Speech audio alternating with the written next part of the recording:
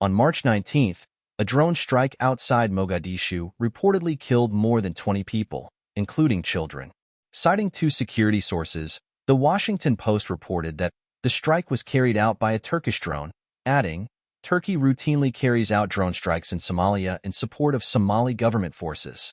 United States Africa Command, AFRICOM, which is responsible for U.S. military strikes in Somalia, told me and other media sources that the U.S. did not carry out the strike.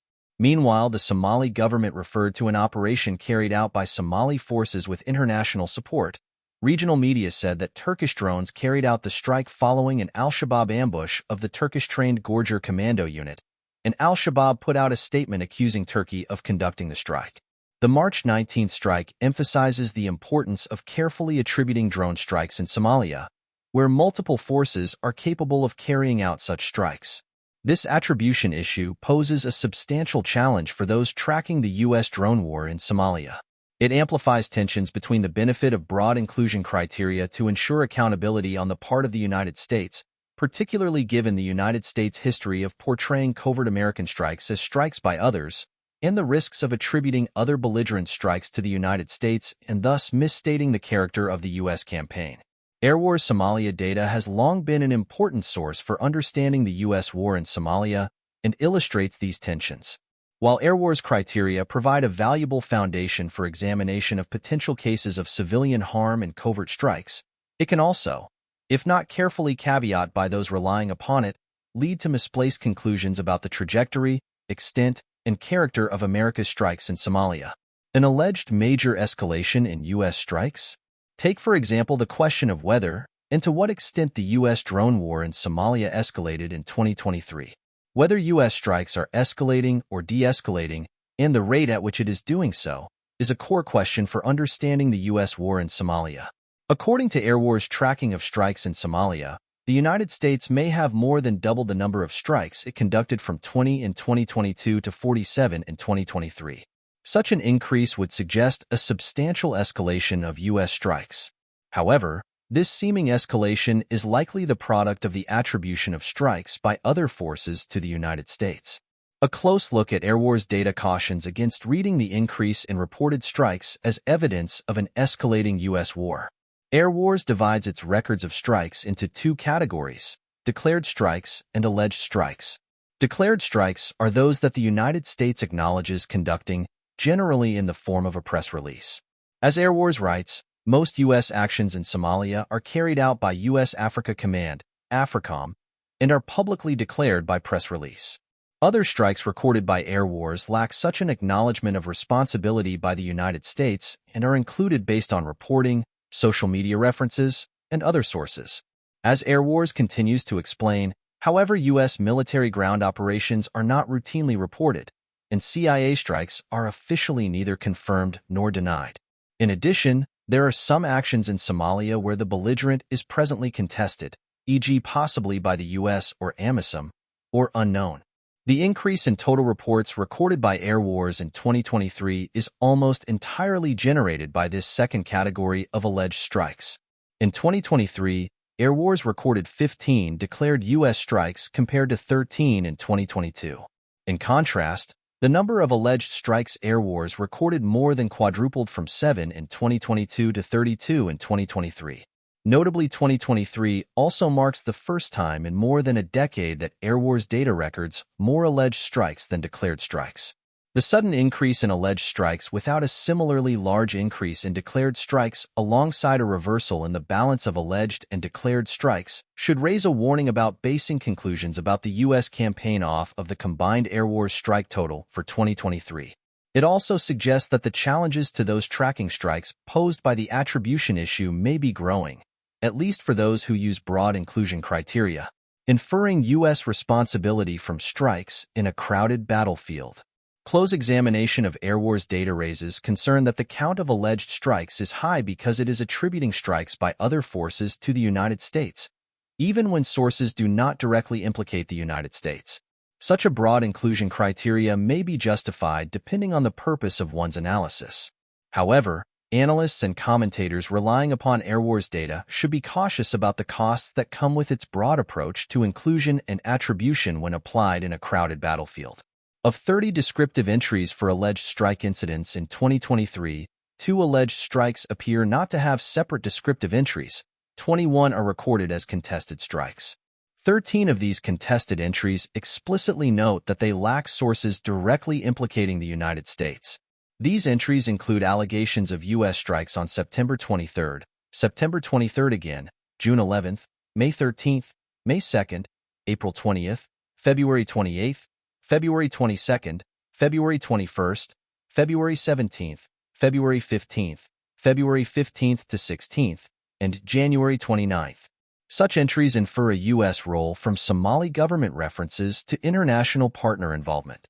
However, as the strike on March 19, 2024 strongly suggests, even if such references in the past indicated U.S. involvement, as an Air Wars entry argues, they are no longer a reliable indicator of a U.S. strike. Because there are multiple forces capable of air and other strikes in Somalia, such an inference is almost certain to over-attribute operations not involving direct U.S. strikes to the United States. Some of these contested entries may regard a U.S. role in ground operations in an area where U.S. reporting tends to be less extensive than with regard to airstrikes.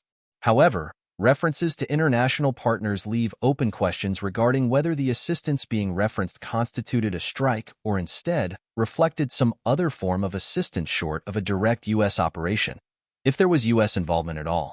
The inclusion of strikes based on a U.S. role inferred from general references to international partners is not restricted to strikes labeled as contested.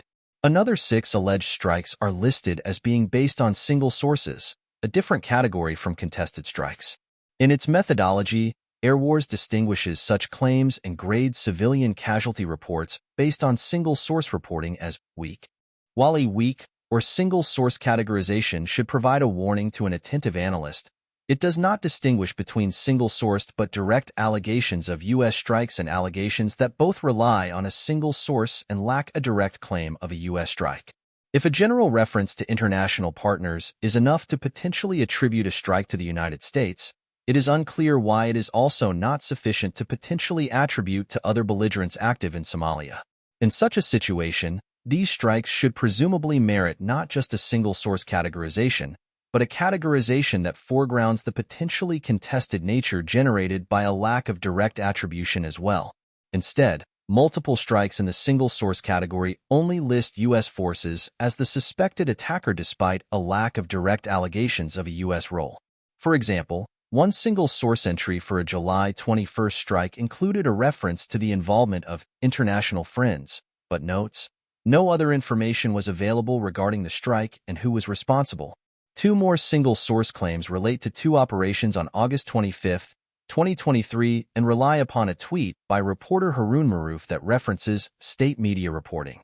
However, the tweet does not refer to U.S. strikes, only referencing collaboration with international partners, and both entries state, while no sources directly implicated the U.S. in the operation, the Somali government's reference to international partners has in the past indicated U.S. involvement. Notably, one of these 2 operations occurred near Afgoy, specifically near Basra, placing it in a similar location to the March 19, 2024 alleged Turkish strike, specifically near Baghdad. The other occurred near Odd-Hegel, which places it in a similar location to a September 10 strike that also may have been a Turkish strike. Air Wars labeled the September 10 strike as a likely strike with only the U.S. listed as a suspected attacker based on social media posts, but it appears to be more properly understood as a contested strike with possible Turkish responsibility, or with Somali forces using Turkish drones. Garo Online attributed the strike to Turkey, and the forward operating base near which the strike occurred was staffed by the Turkish-trained Gorger Commando Unit, the same force that the March 19, 2024 strike was reportedly in support of. A source cited by Air Wars entry mentions the drones as being Turkish TB2S. Yet instead of listing the strike as contested, Air Wars entry argued that the source indicated the drone to be Turkish manufactured, but didn't say who was responsible for the strike. This appears to apply a higher standard for attributing responsibility to Turkey or Somali forces operating Turkish drones than Air Wars applies to generalized references to international partner support that provide no direct evidence of U.S. involvement.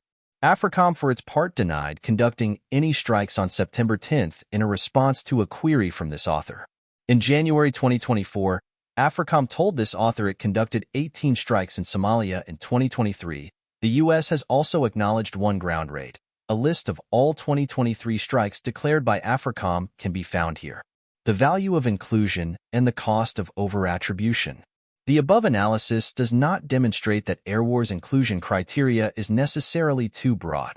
An expansive inclusion criteria can be essential for identifying the larger set of possible American strikes. Air war's data can be sorted by various levels of credibility and reporting and have descriptive entries providing more detail, allowing an attentive reader to mitigate the issues described above. As a result, Air Wars plays a key role in enabling scrutiny of potential civilian casualty incidents, the core focus of its work, as well as in identifying possible covert strikes. As Air Wars Director Emily Tripp puts it, Air Wars' broad attribution and inclusion criteria ensure that we are able to capture potentially underreported incidents, which we then present to actors like AFRICOM for them to clarify their own involvement, and which we see very much as a starting point for others. Tripp notes, as ATMIS are winding down their presence, and as the role of the Turkish state is also still unclear in Somalia, beyond the supply of drones and training, the mention of foreign actors was therefore assessed by our specialist team working on Somalia to be sufficient at least in this context given our methodology and the purpose of our research to point to potential U.S. involvement. Tripp also emphasizes that Air Wars is a civilian harm watchdog organization. Our attention and emphasis is always on trying to understand the human toll of war. It is incumbent upon states themselves to declare their strikes. Our attribution is only ever as good as the information available on the ground. However, adopting an expansive inclusion criteria focused upon providing a starting point for investigation and confirmation by state actors comes with its own costs. Air War's presentation of its data foregrounds the United States. Alleged strikes all become alleged U.S. strikes in the total count, and the net for alleged strikes is cast wide enough to include strikes with no direct allegation of direct U.S. action.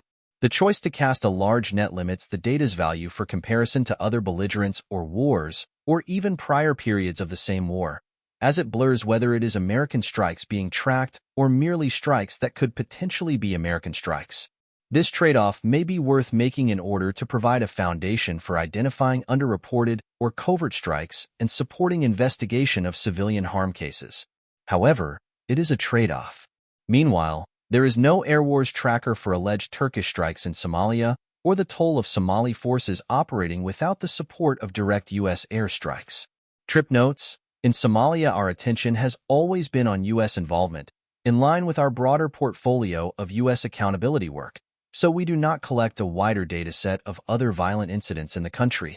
However, because the focus is on U.S. accountability and uses a broad inclusion criteria, analysts and commentators relying upon Air Wars data risk obscuring the responsibility of other belligerents, who appear as caveats to an alleged U.S. role, even if the existing evidence would suggest they are the more likely responsible party.